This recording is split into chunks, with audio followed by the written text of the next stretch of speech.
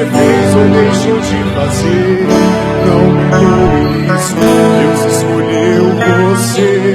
Sua raridade não está naquilo que você possui ou que sabe fazer. Isso é mistério de Deus com você. Você é o espelho que reflete a imagem do Senhor. Não chore se o mundo ainda não notou.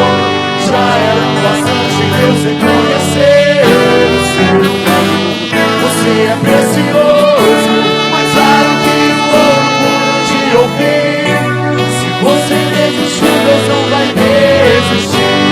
Ele está aqui pra te levantar. Se o mundo te fizer cair,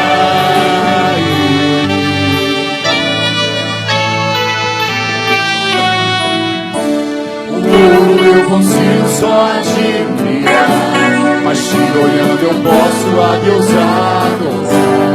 Sua alma é um bem que nunca envelhecerá.